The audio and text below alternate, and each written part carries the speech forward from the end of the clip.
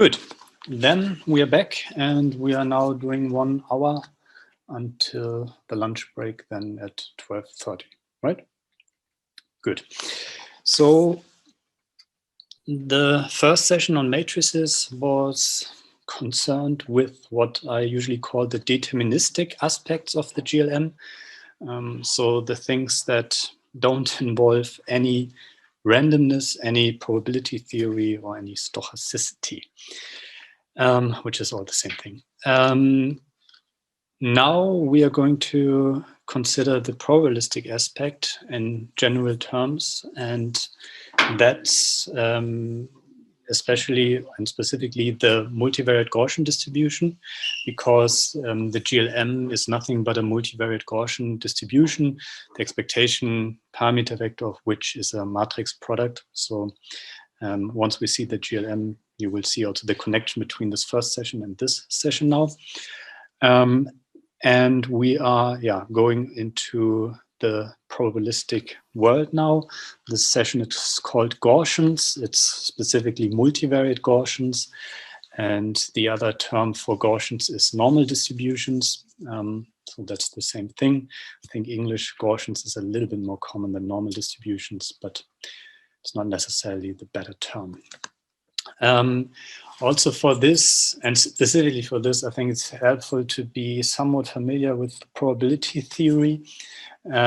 So in principle, people who studied psychology heard some probability theory, although my experience is that it's not really put into the place that it belongs to, so upfront, and is a very important thing in psychology statistics courses, at least in Germany. You can get into the GLM without really understanding what random variables or random vectors are, and without the whole measure theoretic foundations. But of course, there you somehow only get the gist of what's going on, and somehow your base is somehow missing. So in principle, multivariate Gaussians are usefully introduced once you know what random vectors are and once you know what multivariate probability density functions are. Of course, they're not fancy tons, but functions, because they are an example of that.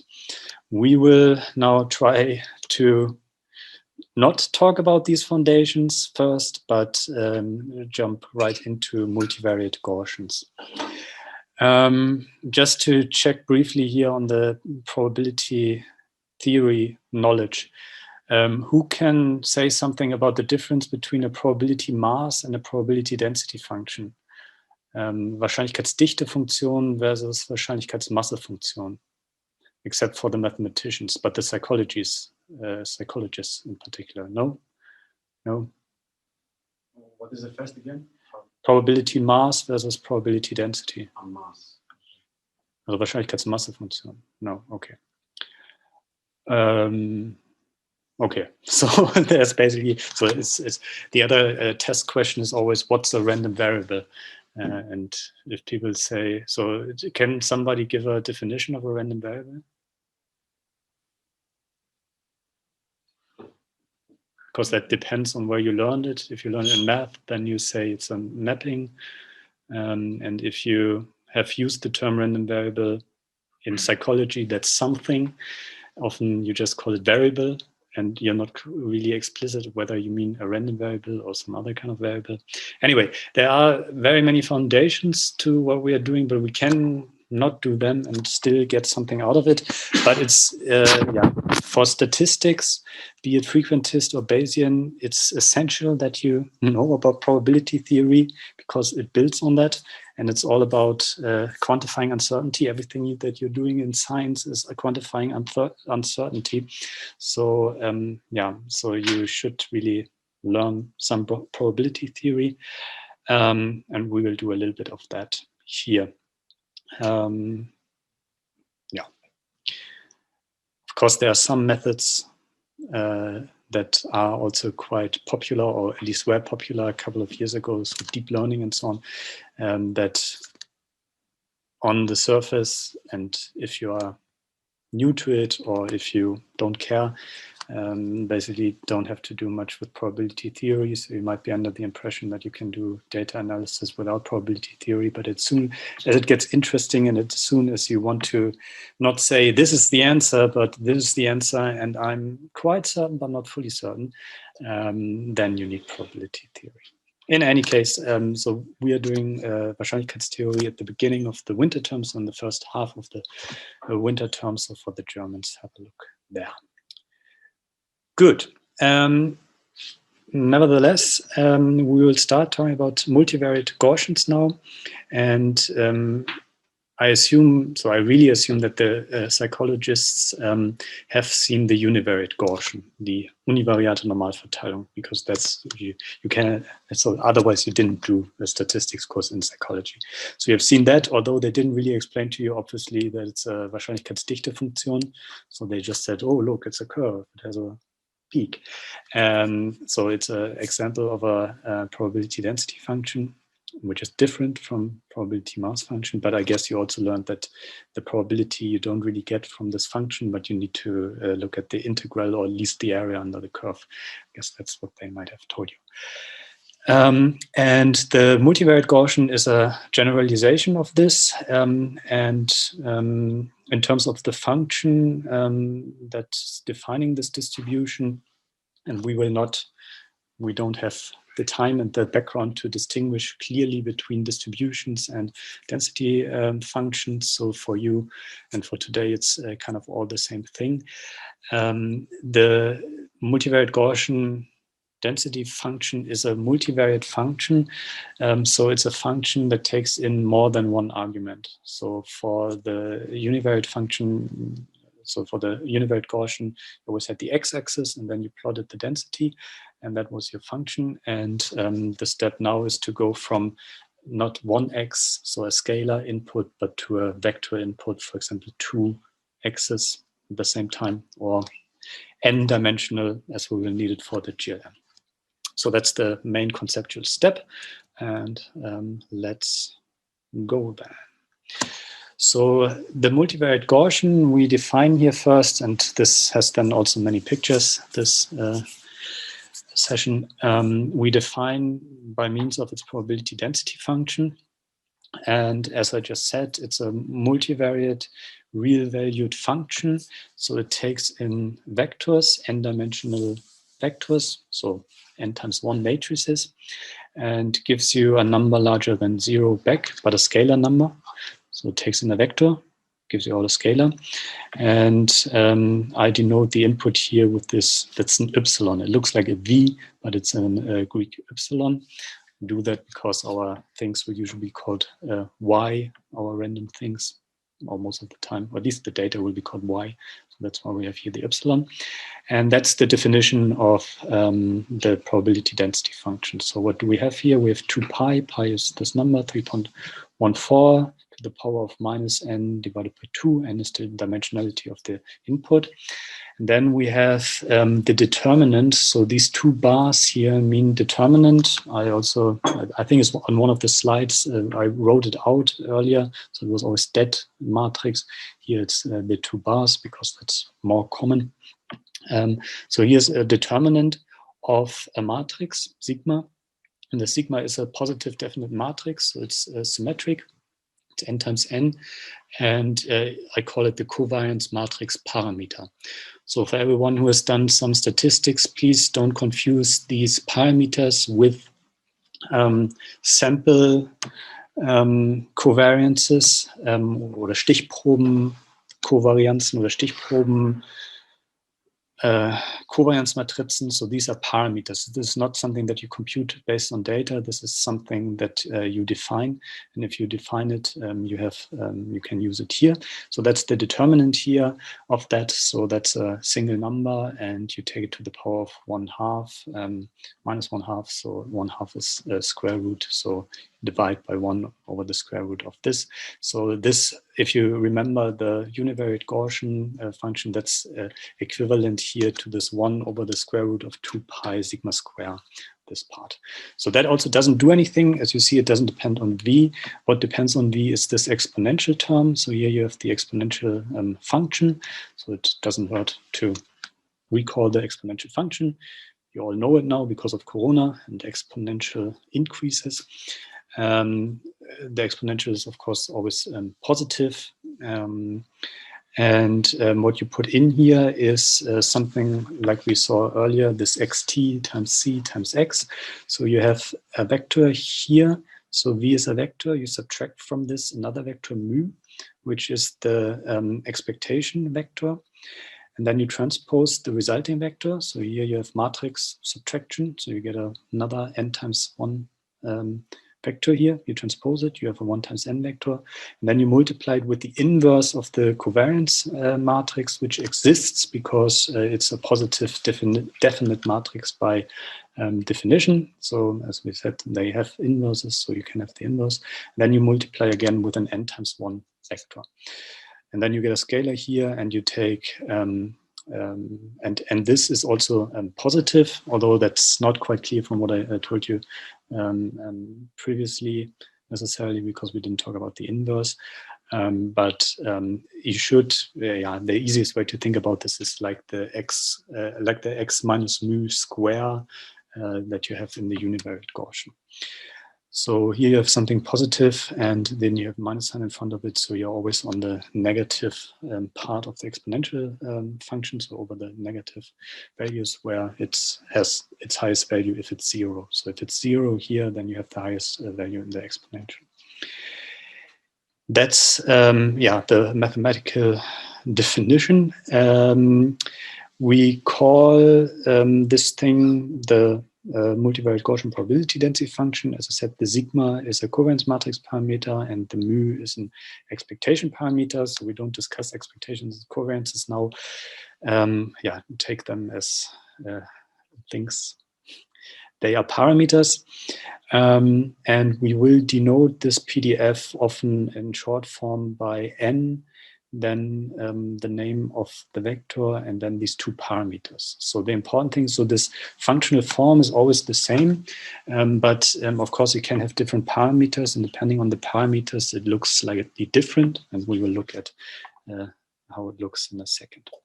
What this describes is a multivariate probability distribution. So it describes a distribution over random vectors, and or over one random vector. And the first or the most basic random vector that you can have if you're going from a random variable, which is always univariate, to a random vector is that, of course, you have a two-dimensional random vector. So you have two components of your vector, namely epsilon1 and epsilon2. And then this function here, if you supply it with a sigma and a mu, gives you probability densities that if you integrate them over the plot space, also give you probabilities. And depending on the parameters, these two-dimensional Gaussians look different. So the expectation parameter is very similar to the expectation parameter that you know from the univariate Gaussian. So you know that you can shift the univariate Gaussian along the x-axis. And here you can, with this parameter, you can shift the bivariate or two-dimensional Gaussian in this two-dimensional real space. So here, for example, it's 0, 0. You also remember from the univariate Gaussian that it has a single peak. These functions also have a single peak. So the yellow is the highest value of probability density. And depending on where your expectation or what the values of your expectation vectors are, here 0, 0, 1, 1, or -2 and -1, it's centered at different parts of this two-dimensional space here. So 0, 0. Then 1, 1, so it's centered on 1, 1, and here epsilon1 is -2, and epsilon2 is -1, so it's centered here. So with the expectation vectors, so with this mu, you can shift the probability density function around in a two-dimensional space. The covariance matrix parameter, which is this n times n matrix, has a little bit more functionality compared to the variance parameter of a univariate Gaussian. From a univariate Gaussian, you know that the variance parameter makes it wider or slimmer or more focused around the expectation parameter. Here you also have this functionality. So the diagonal elements encode the width of the multivariate Gaussian in each of its dimensions. So if it's the same, then it's the same width in epsilon1 and epsilon2. If it's larger in one than the other, then it's larger in this case epsilon1 than in epsilon2. And here it's again the same. So that's the diagonal elements. The off-diagonal elements, which are of course always symmetric, so in the case of a 2x2 matrix, they are then the same. They encode the covariances between the components of this random vector, and then these covariances are of course symmetric. So the covariance of epsilon1 with epsilon2 is the same as epsilon2 with epsilon1, as you see here. So 0, 0, -1, -1, and 1, 1. And the best intuition, I think, at this point is to view them, because you're all familiar with correlations, and you can convert covariance matrices into correlation matrices. The best way to think about it either as the covariance between the components of this vector, or if you're not happy with thinking about covariances, to think about the correlations, which are just standardized covariances.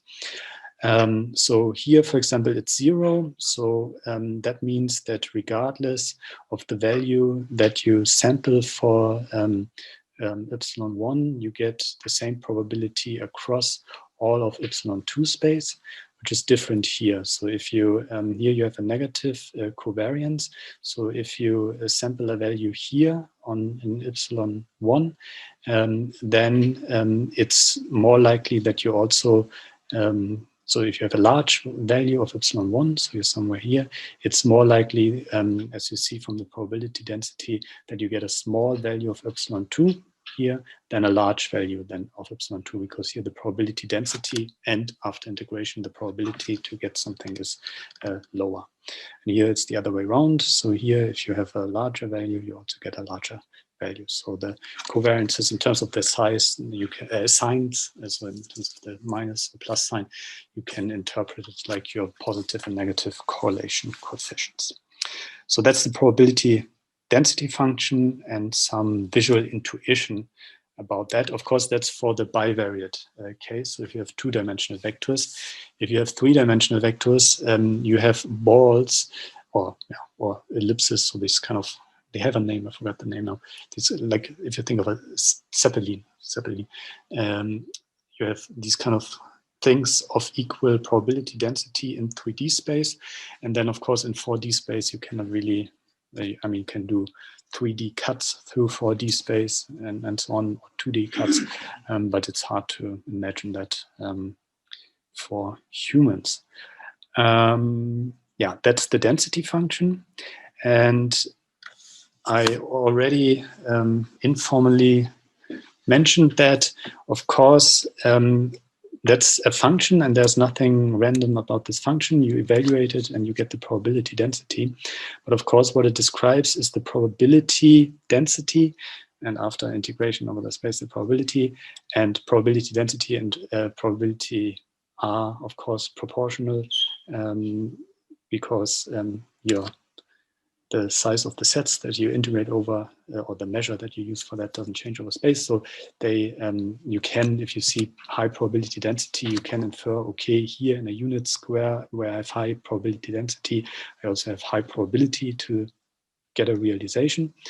And of course, it's easiest to think in terms of realizations if you're dealing with probability concepts. So that's why I here include some sampling from these distributions.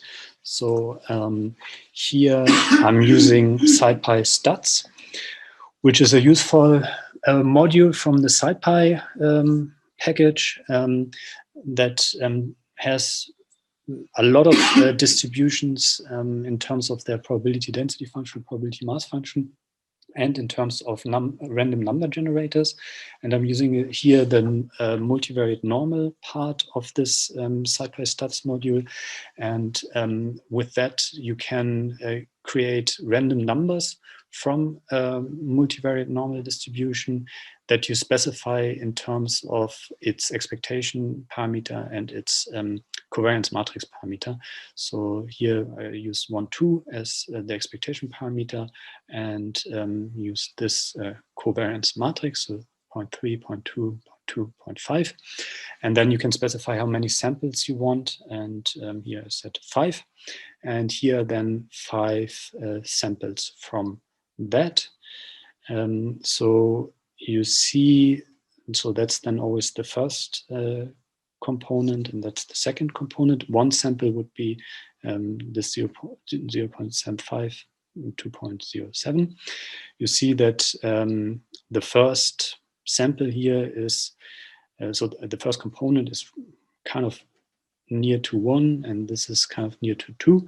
So the expectation, of course, has an influence here. The variances are not too high, but you see that there's also quite some variation. So here, for example, both of them are almost at 1, because it's a random sample from this distribution, which looks, yeah, not like anything that we've shown here, but you see that the variances are not very small, so it varies what you get, but there's of course a tendency to cluster around 1, 2, and yeah, it's a little bit hard to say from these 5 samples that we also see this positive covariance. So that's how you should think about these probability density functions. They describe the distribution, but of course then the idea is always, if you have some distribution, you can take samples from that distribution, and you can actually do that and simulate that using any random number generator that is at your disposal, either in Python, R, or MATLAB. So here I then took 500 realizations from the distributions of which I described the probability densities. 500 realizations means here 500 independent distributions, independent samples. Which is the usual thing, how you think about it. So you can also think there's kind of this big jar with 2-dimensional vectors, and there are more for more 2-dimensional vectors where there's high probability density, and you just grab one and then you look at it, and because more of them there are more of them with values around your density center, you get more of them. But that's fairly complicated to think about it. Just think that you have a higher probability to get a realization where the probability density is higher, so around here, and around here, and around here.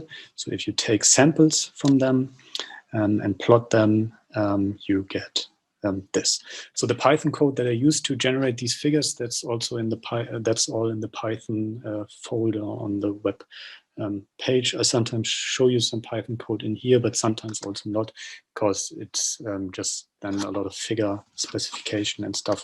And you can, of course, inspect that and create your own figures using this code, but I don't want to now then go over all the details of figure specification in Python. So, and of course, there is, in terms of how it looks or something, there's no difference between the two, and there shouldn't. But of course, the things are quite different, right? So overall, we have this idea of a random vector, which we haven't really specified what that is, but we said that we can define the distribution of a random vector, whatever a distribution really is. You can learn all about this in our psychology course. We have specified that in terms of a probability density function, and then we can take independent samples from our random vector, and these are then 2-dimensional vectors as they are plotted here as dots. But they are very different things. So that's a function, and here we have probability density function values, and here we have realizations of this 2-dimensional vector. Can also do this in 3D, then one can also look at it, but it usually needs some rotation to really grasp it visually, so that's why I didn't include that. Good. Questions so far about multivariate Gaussians? Yeah. Sorry. So,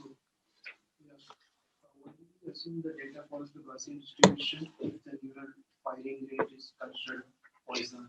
So, did you ask about a Poisson? Neural firing rate, it follows the Poisson. Yeah. Somehow that has to do. So I remember this question from ages ago. Yeah, so we are not dealing with neural firing rates here. Yeah, so we will use, so there, how do we address this? So there, the reason or the main motivation, as we will see later on, for using the Gaussian is here for the analysis of continuous data like fMRI data, although we haven't really discussed that. I just showed you what the Gaussian distribution is. We didn't say that we want to model neural data or anything.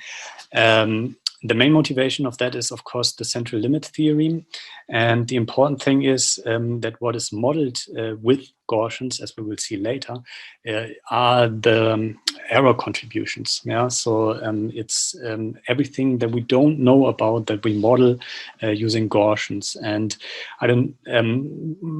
So Poisson distributions can be used to model these kind of weighting processes that have kind of an exponential decay, and then soon something will happen again. Yeah, it's not really. It has so it has nothing to do with that. So we don't really need the Poisson distribution at this point to introduce the GLM. So. Yeah, and then also with the Poisson distribution, one needs to carefully then look at it and see what's actually going on and what is modeled with that, as we will do it here. But there was another question. Hi, I'm Anvisha. I was attending it online like before 11:30. So I just want to go back in case I missed. So what is random variable conceptually? And what is PDF and PMF? Okay, yeah.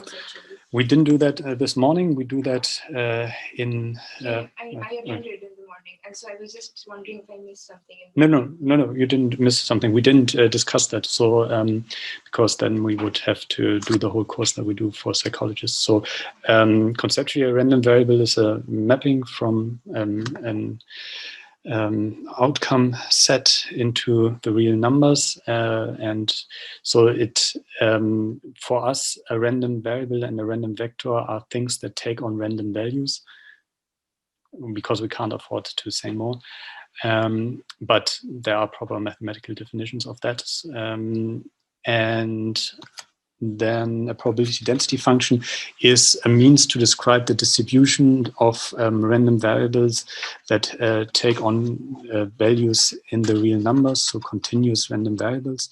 So whenever you have a continuous random variable, so a random variable taking on values in the real numbers, you use probability density functions, which then are defined by the fact that they integrate to 1 over the whole real line. Because you need to, essentially the problem there is that you need to distribute the probability mass of 1, so a certain event over uncountable many numbers, and probability mass functions you use for discrete random variables, and the same for random vectors and variables. But yeah, so many lectures, unfortunately, in German online. Other questions so far? Yeah. So the PDF will define, the parameters will define how the function will be. So in that graph, it was a two-dimensional thing, right? So what is the top one? So this is first and second dimension, and what is the n?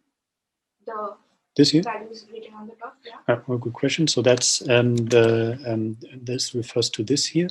So n is the vector, and then this is the expectation parameter, and that's the covariance matrix parameter. So here it just has first component, second component, and then the expectation parameter is 0, 0, and the covariance matrix is the identity matrix here. Yeah.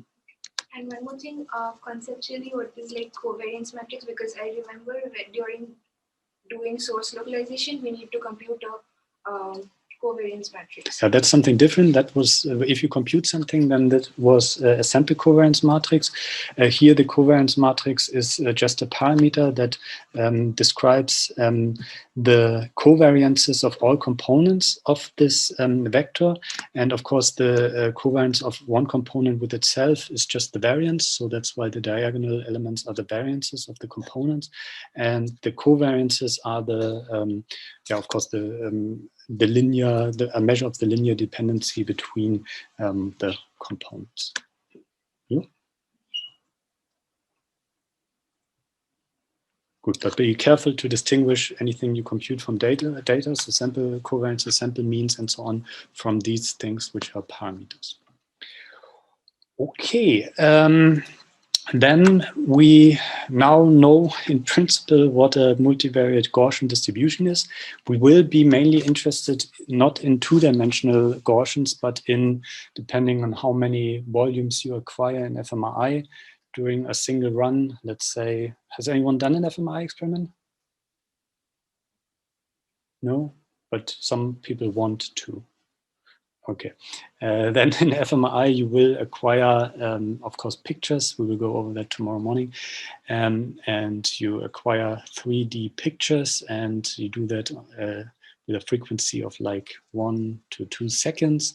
And if you do that for 15 minutes or so, you will have many pictures, so like 300 or 400 pictures. And the Gaussians that you use to model these data, or at least from a single voxel data, we will go about this tomorrow, are then, and that's where I want to get, are 300 or 400 dimensional. Yeah?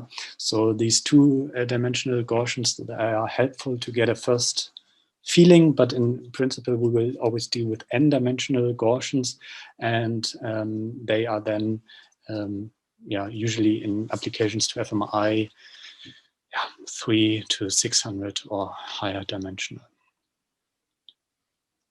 Good.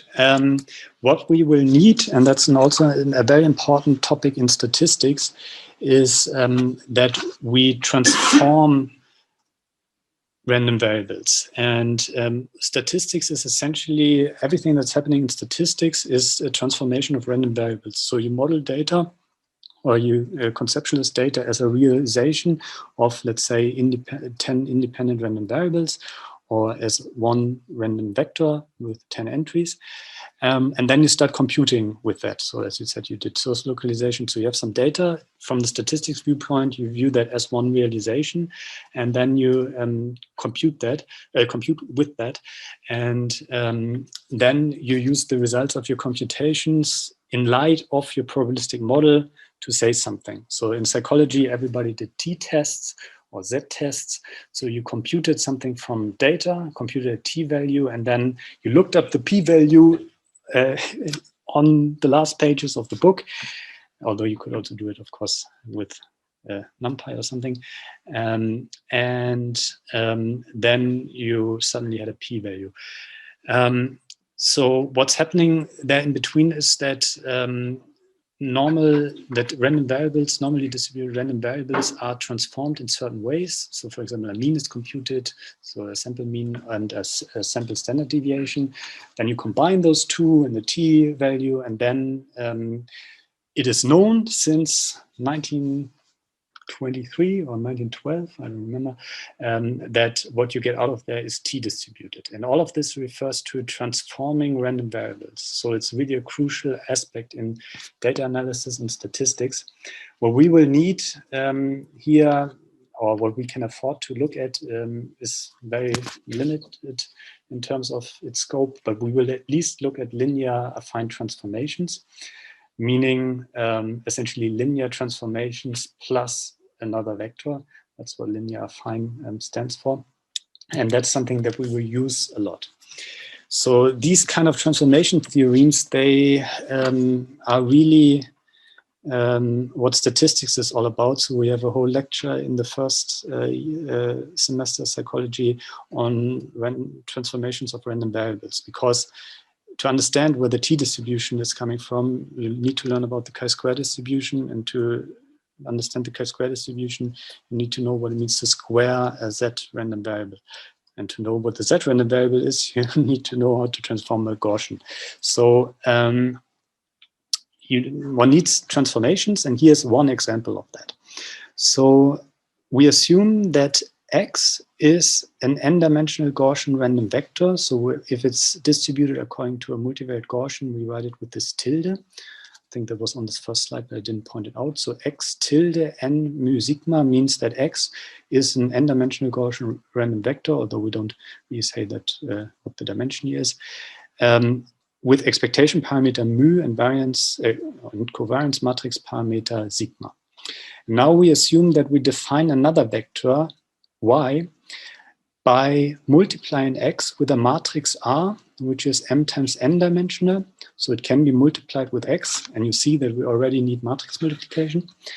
And we add another vector B, which is m dimensional. So this is A is m times n, so we get an m times 1 vector out of this matrix product, and we add to it another m times 1 vector. So our vector y is m dimensional, X was m dimensional. And then it is known and can be proven that this new random vector, which is random because X is random. So here you have something random and you multiply it with something deterministic and you add something deterministic. But of course, depending on X, what you get will change and changes over realizations of X.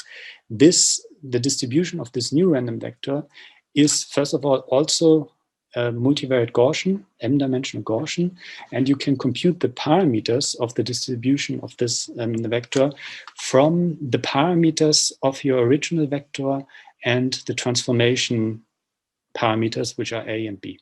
So the expectation parameter of this transformed random vector is given by A times mu plus B. So you take the expectation vector of the original vector and apply essentially the same transformation. Then you get the expectation parameter. And the covariance parameter is given by A times sigma times AT. This is, if you remember, if you compute variances maybe in statistics and you multiply your data by a scalar, then the variance of your resulting data, you always need to square the scalar. So if you have some data and you multiply by 2, and then you compute the variance of what you have computed there, you can also do that by multiplying the original variance by 2 square, so 4. And that's the same thing here. So you have the square in terms of this A and AT. This is really not easy to prove that this is the case, but in this Anderson book, there is a proof. The important thing is that such a transformation, which is called a linear affine. Linear, it would be without the B, or if the B is 0, then it would be a linear transformation because the 0 would be mapped onto the 0. Here it's affine because B is not necessarily 0. If you linear affine transform a Gaussian random vector, you get another Gaussian random vector, and you can compute, and you also know the parameters of this new Gaussian random vector. And we will see that a couple of times, and we will refer back to this theorem a couple of times. The first time one gets back to that is when defining the GLM and understanding why the data is actually normally multivariate Gaussian distributed in the GLM. So that is something that is important, like everything. So here is the thing shown in terms of a 2D visualization. So we have here the PDF or samples from a 2D Gaussian random vector with expectation 0, 0 and covariance matrix 1, 1, 0. So that's this thing here, the blue thing, and samples from that. And then in red, what we see is the distribution of this transformed random vector, for which we know that, oops, there's a plus B missing, sorry here. That should be A mu plus B. That the expectation is given by A mu times B. A is this matrix, and B is 4, 4. Our original vector, our original expectation was 0, 0. So A times mu is 0, but we have this plus 4. So the resulting vector is distributed around 4, 4. And then you see, although here the covariance was 0 between the components, here it's not. Here you have a positive correlation. If you compute this A sigma AT, you get, if you do that, you get to 2, 1, 1, 1. So you have some positive correlation here between the components, as you see, and you have more variability or more variance in the first component than in the second component. So you also see roughly here. Well, good. So that's linear affine transformation, and that's essential in the definition of the GLM. It's also essential for parameter estimation in the GLM. But yeah, and it's just one example of the transformations that you can do to random variables. The nice thing is with these things that they, of course, and this is also the ones that you always see, are the ones where you have these kind of closed form solutions where you know what the resulting distribution is. In practice, you might also have transformations, so things that you compute based on data for which you then don't know what actually the resulting distribution is. Good. Any questions about linear affine transformations of Gaussians? This one. What would be the need, and how would we know that we need to use this transformation to one? We will use it after the lunch break. Yeah, it's mainly there in terms of a theoretical thing that happens all the time in statistics. So if you want to understand why something is t-distributed, you need to study the transformations that are done on some random variables, and then you get to the t-distributions. And we will need it here. The first time we will need it is to understand why random errors, Gaussian errors lead to Gaussian distributed data. And this will happen after the lunch break. Okay, then for the last part of this hour, which we will then conclude in time, we look at the relationship between multivariate and univariate Gaussians. And introduce the notion of a spherical covariance matrix, because that's the covariance matrix parameter that we will use all the time for the GLM, and that is just essential in the GLM. So I somehow assume that you know what independent and identically distributed Gaussian random variables are, because that's the probabilistic model that underlies everything that you did in undergraduate statistics, like t-tests. So when you did a t-test, I guess the people who did German psychology, for you it was like you first were told how to compute t-values and how to look up the p-value in the back of the book.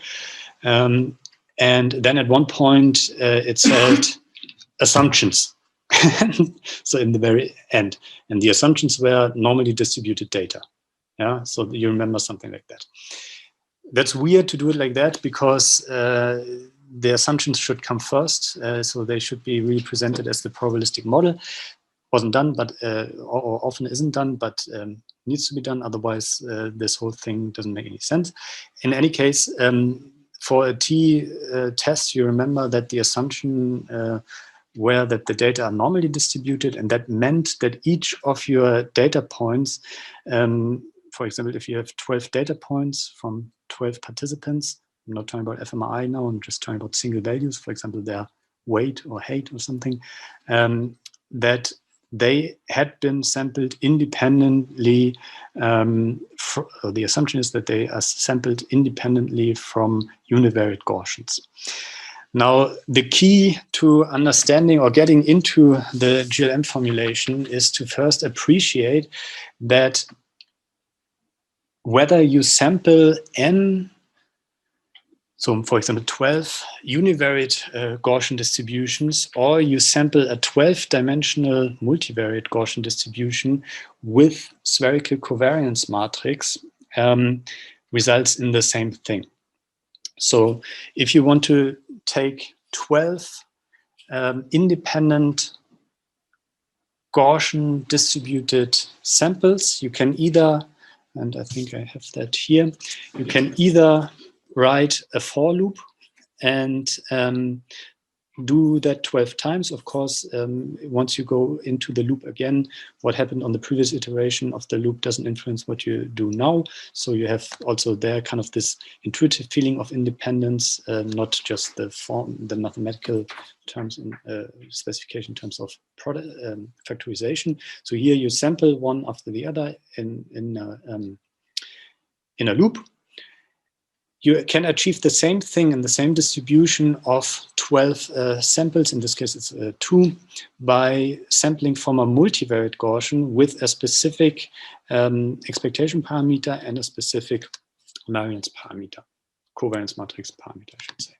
So just to show you the point before we ask ourselves why that is the case. So here I sample univariate Gaussians, so first one and then the other, and then I of course get a point. So if I put these two numbers together, and then I do this, I don't know, 500 times, and I get this distribution. Here I sample a two-dimensional vector from a multivariate Gaussian, so that's what's happening here, like we did that already early. And what you see is that the distributions look very similar. So now, what is the real thing that's behind this? So I hope you remember that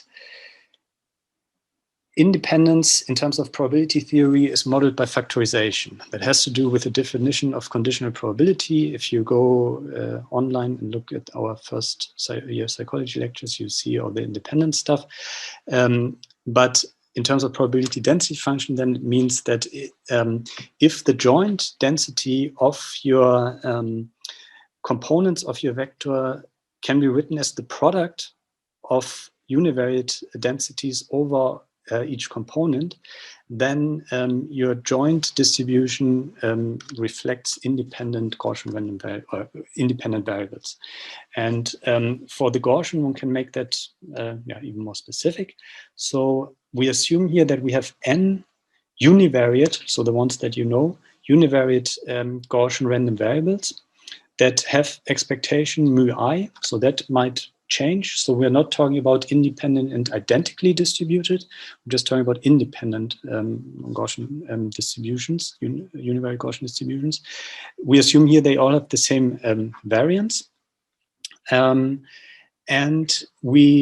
that's on the one hand, so we have these n univariate Gaussians with all maybe different expectation parameters, but with all the same variance.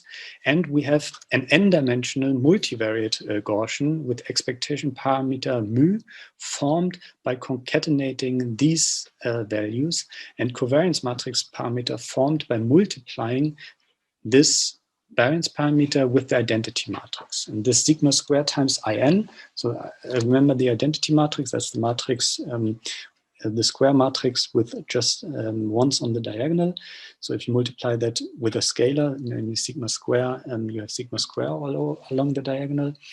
The point here is that this multivariate Gaussian density and the product of these univariate Gaussian densities are identical. Yeah. So again, here you have the n-dimensional multivariate Gaussian probability density function with expectation vector mu formed by concatenating mu1 to mu(n) and covariance matrix parameter sigma squared times En. And here you have the product, that's the product sign, of the individual univariate probability density functions over n random variables. This product, of course, entails here the independence of the of these xi random variables. I think here I should have used a xi. This should be xi, I think, to be that's a typo. It should be xi, not x. Goes a little bit back and forth between x and psi, I just realized, but it's the same letter. It's one of them is Greek and the other one is Roman. So xi, mu I is that's fine. So here, no, there, no. This is again the vector, and these are the entries of this mu vector. Yeah. So it's only the x and the xi that go a little bit back and forth. So how can one see it? Here it's now done with axes again. So, and also with a typo. Jesus. Okay, so here we have the multivariate density. And if we write that out, that's what we get. And then the point is that based on the definitions of the identity matrix and the inverse of that, which is also the identity matrix, and by computing this determinant here, which is just the product of the diagonal entries and kind of rewriting also this to the power of n, we can rewrite this multivariate probability density into the product of n, and forget about this last line because there's the product sign missing. We can rewrite this as the product of n univariate Gaussians that have as entries the mu I, which are the constituents of this mu here. Yeah? So there's not really much happening here. The identity matrix doesn't do anything. So here we get the sigma square from, and then we need the rules how to compute with exponentials. So if we have a sum inside an exponential, we can write this as the product of the exponentials. So these are the rules of for computing with the exponential, and then we take these two products together. So the mathematical basis for that is fairly straightforward. The point is, and that's really something you need to, regardless of the math, get into your system now, is that one sample, one vector from, let's say, a 10-dimensional multivariate Gaussian with spherical covariance matrix, by which I mean sigma squared times En, in this case then I10. One sample from that is the same as 10 independent samples from univariate Gaussian random variables with each of them variance parameter sigma square and each of them expectation parameter corresponding to the corresponding entry in the vector. So that's crucial. It follows from the fact that these density functions are just the same thing, and that independence is described by factorization in probability theory. But yeah, the important thing here is that you can create independent. For example, what you always did for a t-test, we have 12 participants or something, you model that by 12 independent univariate Gaussians. To sample that or to describe that, to describe the situation, you can also use a 12-dimensional multivariate Gaussian with a spherical covariance matrix. If the covariance matrix is not spherical, and we will see that in an fMRI, it's often assumed not to be spherical, then it's not modeling independent error terms or independent data, as we will also see. That's crucial. So there's quite a tight connection between, obviously, between univariate Gaussians and multivariate Gaussians. Okay, are there questions about the independent univariate Gaussians now? I'm sorry for the typos there, but I think it's really, maybe not at this point, not so much the math that you need to worry about, but this intuition that spherical covariance matrix of a multivariate Gaussian means independent univariate Gaussians. No? We will need that once we start with the GLN, which we do right after the lunch break. So yeah, are there any other questions before we now take our well-deserved lunch break? That was everything in terms of probability theory. Of course, probability, well, I mean, we will continue, of course, in probabilistic modeling, but we will not give any more foundations in probability theory. Probability theory is not that straightforward because it has to do a lot with concepts rather than calculating something. And yeah, it's really tricky from my understanding or from anyone's understanding to do any statistics or frequentist statistics, Bayesian statistics, data analysis without good foundations in probability theory, because the question is, where do the p-values come from in the end? Or what's a posterior probability distribution? If you don't know what a probability distribution is. So yeah, learn probability theory. Quantifying uncertainty, that's what you do in science. Okay, then let's have a lunch break until when? An hour, I guess. Or?